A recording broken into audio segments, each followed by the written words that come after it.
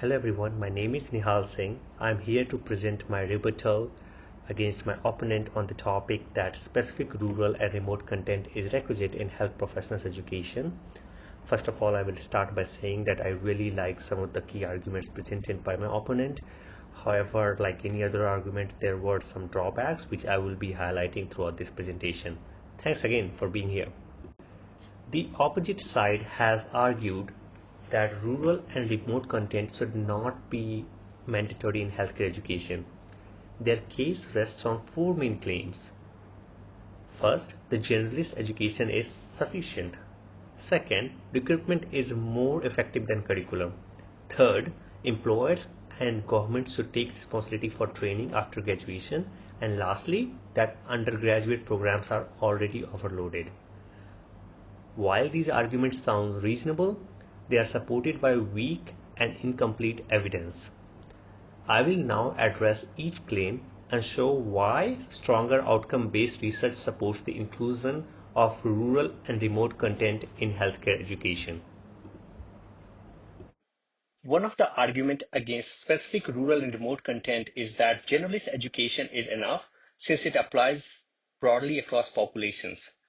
The problem with this claim is that it relies mainly on policy recommendations like Health Canada's Caring for Canadians report, which doesn't provide outcome data.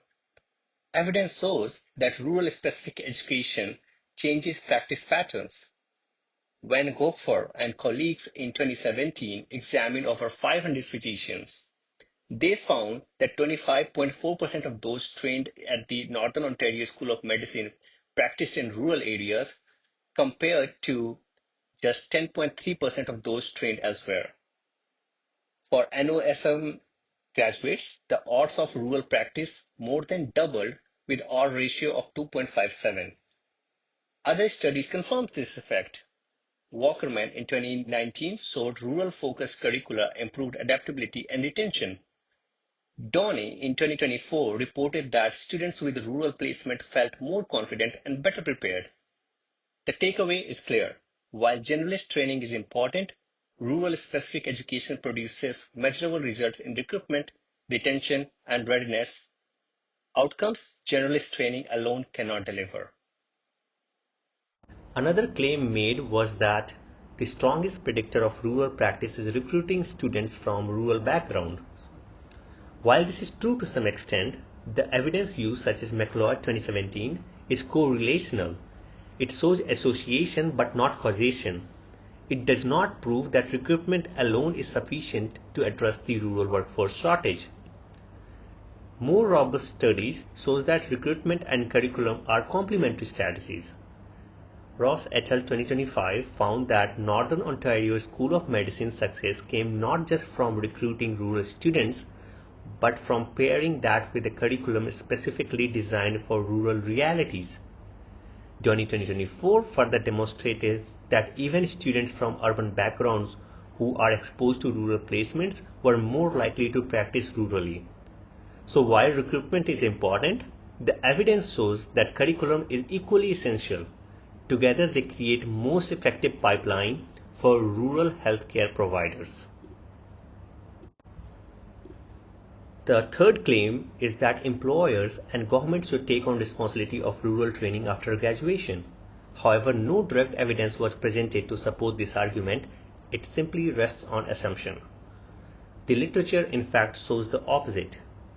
Ponca 2024 found that new graduates entering rural setting often felt unprepared without earlier exposure during their education. Fuller and colleagues 2025 demonstrated that place-based education at the undergraduate level improves cultural competence and service delivery for underserved populations. Employer and government training is valuable, but it cannot replace the foundational exposure provided in their educational programs. Without pre-licensure rural training, new professionals begin their career at a disadvantage and patient safety may be compromised.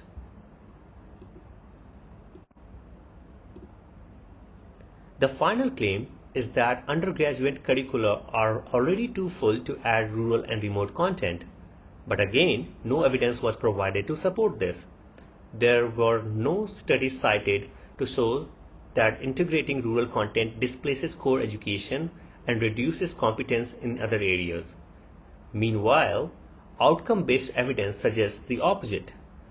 Wanghofer 2017 showed that even limited rural content had measurable impact on where physicians eventually practiced.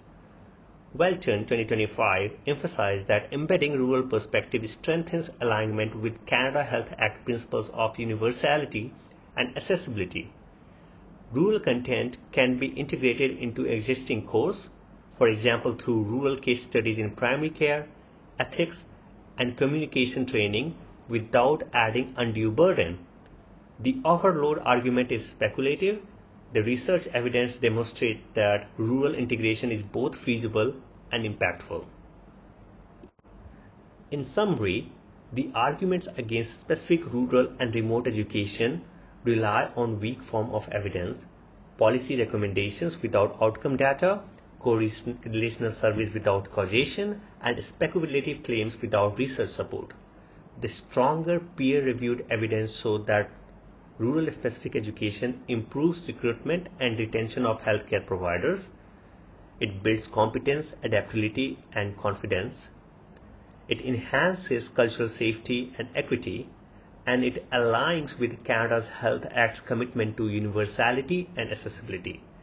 Therefore, rural and remote specific education is not optional. It is essential to ensuring equitable healthcare for all Canadians from coast to coast to coast.